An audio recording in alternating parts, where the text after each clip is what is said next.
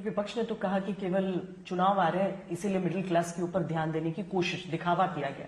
कहाँ चुनाव? चुनाव तो हो गए ना। दिल्ली ठीक है। 67% मिडिल क्लास है दिल्ली में। पूरे देश में अगर आप देखिए जितना मिडिल क्लास है उससे ज्यादा 67% है।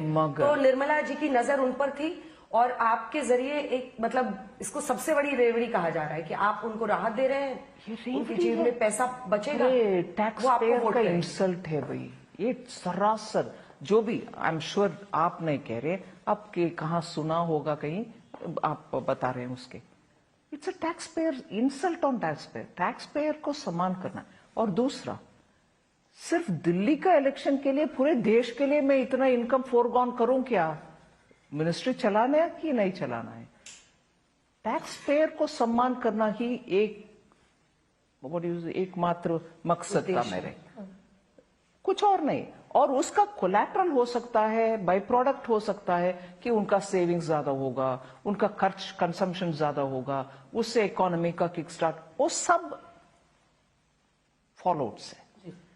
मगर प्रमुख मेरा इरादा ये था, एज डायरेक्टेड बाय द माननीय प्रधानमंत्री जी, मिडिल क्लास टैक्स पेयर्स को सम्मान करो। ये कंजम्पशन ड्रिवन एक तरीके से विकास की भी बात, as I said it's a by product of my tax. बिल्कुल। पर मिडिल क्लास का आकार कितना है इस देश में? इस देश में कितनी संख्या है मिडिल क्लास की? अगर इस तरह की उन्हें रियायतें दी जाती हैं तो हमारी इकोनॉमी को उतना बूस्ट मिल सकता है। नहीं, मैं इसको एज ए सेड दूसरी तरीके से रखना चाह रही हूं। कंजम्पशन बूस्ट करने के लिए करना है तो बहुत सारे हम कर सकते हैं।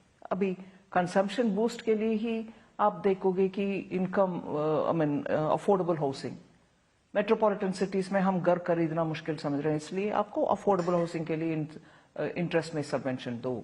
छोटे बिजनेस करना चाह रहे हैं, आपको we want to give you an incentive, collateral free security के साथ हम आपको पीछे रहेंगे और लोन लो, आपके बिजनेस बढ़ाओ।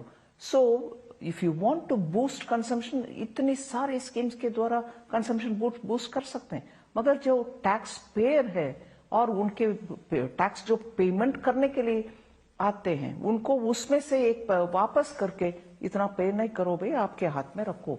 ये फ्री भी नहीं है, बिल्कुल नहीं है।